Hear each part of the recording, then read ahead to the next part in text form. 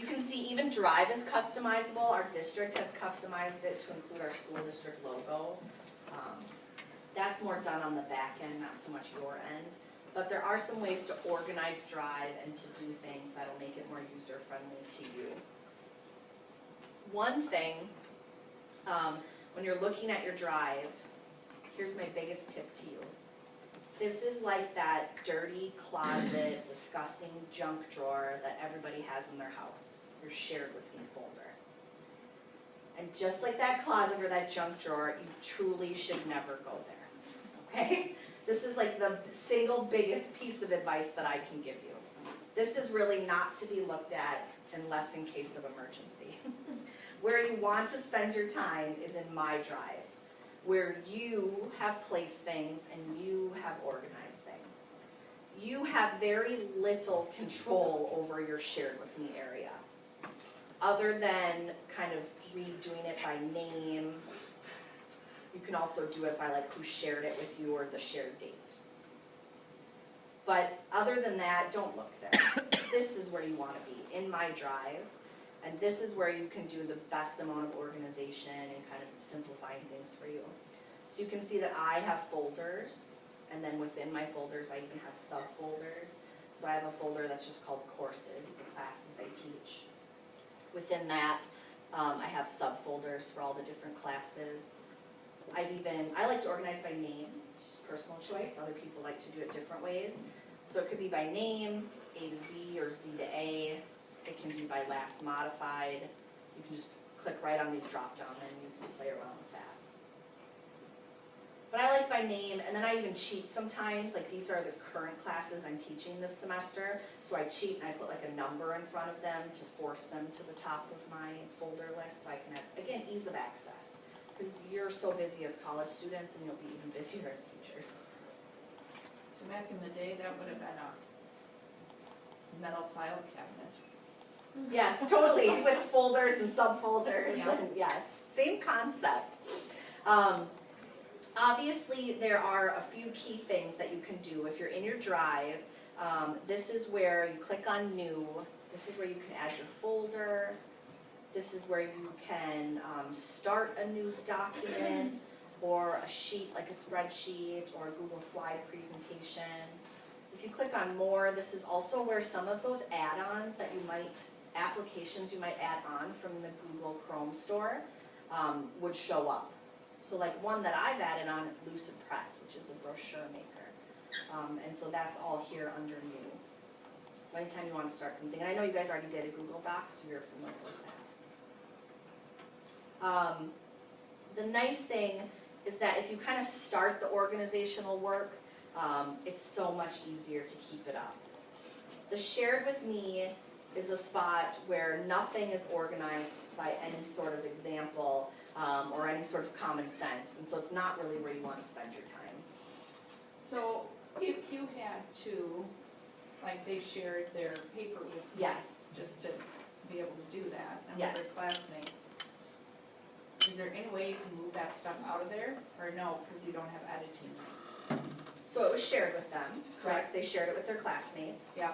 Okay. So if they go to Shared with Me, they're Yep. gonna see their classmates' papers. I shared something with myself as an example, because Sue Okay. said you guys did this.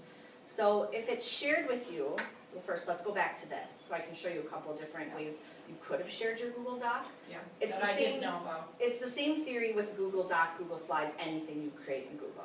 So let's say I wanted to share this presentation with you guys. I could obviously click on the share button up there, and then I could just start typing in email addresses of anyone I wanted to share it with. Up here, I can play around with who can see it and what they can do with it. For you guys, I did have to go in here and I had to change it to anyone with the link who can view it. Because our school defaults to anyone in the Menominee School District. So if I didn't play around with the permissions a little bit when I shared it with you, you wouldn't have even been able to see it. So when you share, you want to make sure your permissions are accurate, and then you can type in the name, so like if I was going to send it to myself. And then it is nice to send a little message as you do it, okay? And then the edit thing, they want to Yep. change that, right? And then you would want to change this here too. Maybe commenting, viewing, whatever you'd like. The nice thing is too, is once you've shared it with people, you always can come back here. Again, same thing, let's say I want to take it away from someone, or I want to change someone's editing right, or I messed up and I sent it to you guys and I gave you full editing rights and that's not what I meant to do. You can go back into share and click on the names of these people listed right here, and you can change it. And you can change single people, you can even transfer ownership, which is nice sometimes. An example of like when we have transferred ownership of something in Google Drive is when, I'm not going to teach that class anymore. It's been 2 years, I'm never gonna teach it again, and I wanna delete all that stuff out of my drive. If I delete it all as the owner, the creator, it's gone to everyone. Nobody can see it, doesn't matter if you share it with them, it's just gone, okay? So keep that in mind. If you don't want it anymore, but you'd like them to be able to keep it, you can transfer ownership to them, and then they can keep it filed away. They also can make a copy. Even if you don't give someone editing rights, privileges, commenting, file, make a copy of anything that you want to keep. So those are just kind of a few little tips. That's one way to share. In our district, we share a different way a lot of times, and that's if you go to your Gmail. Gmail has included a feature now, right here, it's a little hard to see, but the Google Drive triangle, and you can insert documents right from Drive. Same way you would attach a file before, like a Word file or anything else you're working on. So this little kind of inserting icon is nice. So you can just draft up your email just how you would want to. Notice Dropbox is there also. Yeah. And Dropbox is there too. So that's handy, and Gmail in particular has done a good job of updating in that way. So sometimes I will share from the document, and sometimes I will come here and just share from the icon, sort of depending on what the needs are, what I'm doing. The nice thing is people who are not super familiar to Google Drive are sometimes overwhelmed by the formatting of that email when you send it from here. When you insert it on the actual email, it just looks a little cleaner and nicer, like an old school email, you could say. All right, so those are a few key ways to share. The nice thing is, and I sent myself one just so I can show you guys, with the organization. So someone sends you something, here it is, Google Chrome, Chromebooks for Stout. You click on it and open it up. And the first thing that you want to do, and you can do this with anything, no matter what someone sends you, you click on it, you open it up, it loads. It's always going to load with a little folder icon right next to it. This again, don't look in the shared with me area, and then always do this. These are my two greatest tips to you. Go to this little folder icon, and you can drop down all of your different, it'll show all of your different menus and organizational options, even if you have subfolders, and you can put it wherever you want it. I like to tell students and staff actually that they should do that immediately when something is shared with them, if it's a keeper, you know, because otherwise it gets lost, or you end up with this like list of we have some staff members whom I love, but they have hundreds and hundreds and hundreds of documents just listed here. That would be me. Right? And then you don't remember what it was called, and you're trying to find it. Drive has a great search, right? That's right. So honestly, those are my two greatest tips. Try not to look here in the shared with me, and when you get something and you've opened it up, click on the little folder icon and just organize it right away. Any questions kind of? So when you organize it, you Yeah. just click on that folder? And Yep, like if I wanted there? to move this to MHS info. Oh, and it just moves. Yep. Okay. And the nice thing is too, if you're looking here, like you always can pull stuff. Another way to organize, let's say you didn't do that because you're busy, like Sue said, and you've gotten all these things shared with you and you never took the time to organize them. You can just go back into My Drive and you can just pull them over and see how that drops down. And then it'll even, if you hover, it'll drop down subfolders. So the hope is not lost if you forgot to use the folder icon. Just come back in here and just grab something and just pull it over and put it where you like. So you can see I sort of have a folder addiction, so I have a lot of organizational options. It's whatever works for you. I guess those are kind of the big tips. And obviously, the things that you can do are pretty amazing, and we're running out of time here, but I have detailed this in the presentation I shared with you. like basic features. You can insert images, you can insert video clips directly into Google Slide presentations. You can use the research tool. I know that Sue showed you the revision history, correct? Yeah.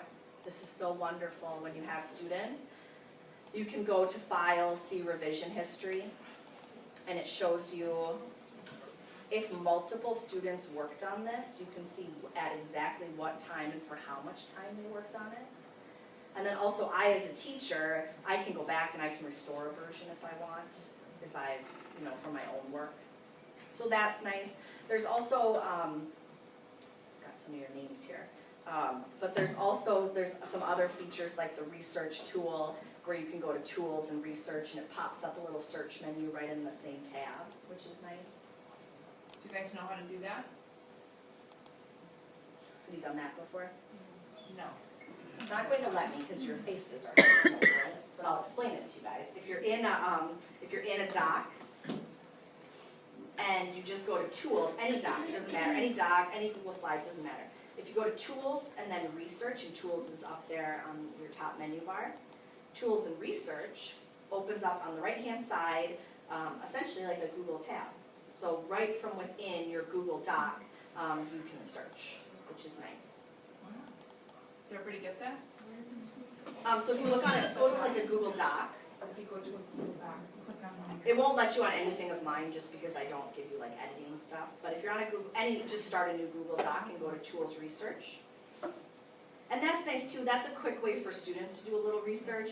You even can research by image. It'll even, our English teachers don't love this, but if you play around with that a little bit, it actually will insert citations for you so that students don't have to learn like citation, MLA or APA or anything like that. So there's a lot of quirky little features like that it has. In here, I also just talked a little bit about if you're worried you have Word documents that you want to pull over, you can pull them over as a PDF. You can pull them over and let them convert into a Google Doc. So work you've done before is not lost. I would say for the most part they convert over pretty nicely. Some formatting might be lost and you might have to clean it up a little, but it's not like a total disaster. And you can do that, the same thing with Google Slides. Talk a little bit about some of the possibilities in there. I like to embed videos for my class or things like that. And you also can transfer over if you've done like a Pages or like a Keynote or a PowerPoint presentation, you can transfer those over too, which is nice. This might be a good way too when you're getting ready to graduate and you have some work that you saved from college you want to keep, transferring it over to Google Drive that you can access for free anytime might be a nice option for you. I have a video in here about Google Forms, and I told Sue that I would show you an example of a form that I do, and I know she did one with you guys. This is a form that I gave to new staff who are working on their professional development plan. And so they filled out this form, and I can, from the form, view their responses. And I also can, from the responses, I can see the summary of responses. So Google Forms can be great for surveys. I know that Sue said you guys used them as an exit ticket once. There's just a lot of possibility. And Google Spreadsheets is, of course, just like any sort of Excel program. I don't use it so much for its spreadsheet purposes as much as we have like a sign-out calendar for our Chromebooks in our department, and we created the calendar in a spreadsheet with tabs for every month so that everyone can just see it and go in and sign out.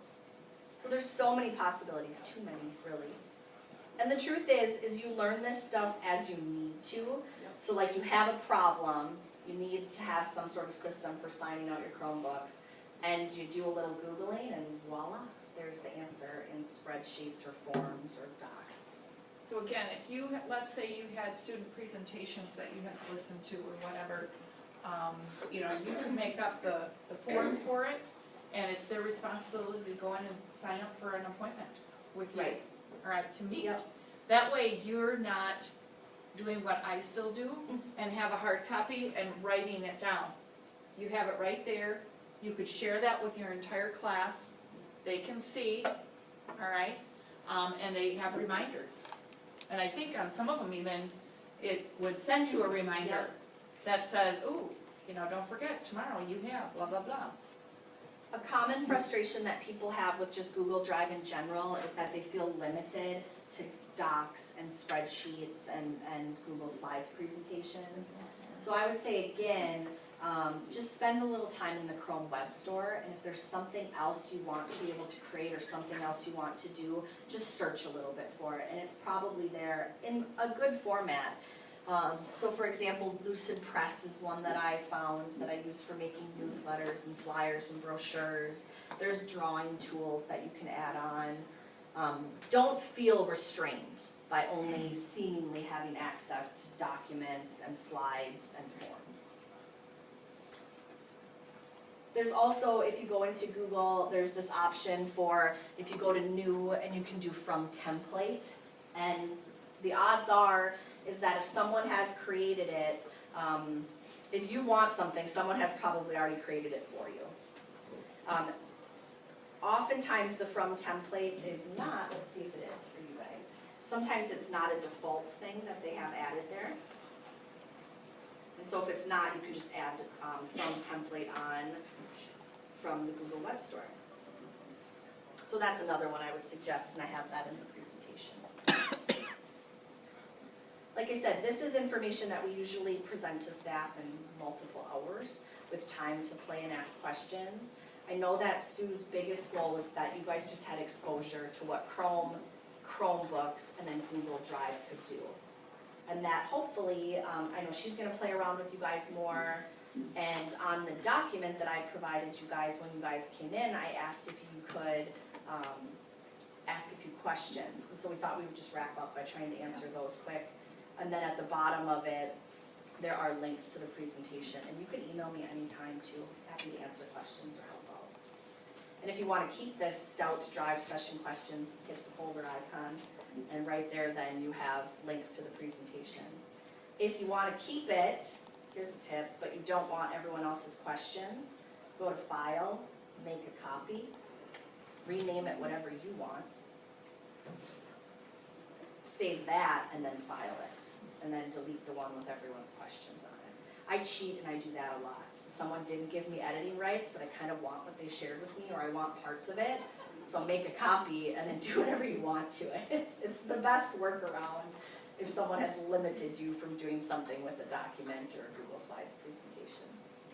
Okay, but a few questions that you guys had. Try to make this a little bigger for you. All right, if you receive a shared doc and you move it to a folder, can you delete it from your Gmail? And you can. So when we first moved to Drive and Chrome and Chromebooks, staff members were a little terrified. Like if they deleted that email, they have now deleted their access to that document, and that's not true at all. The second you click that link and open it, it is in your Google Drive.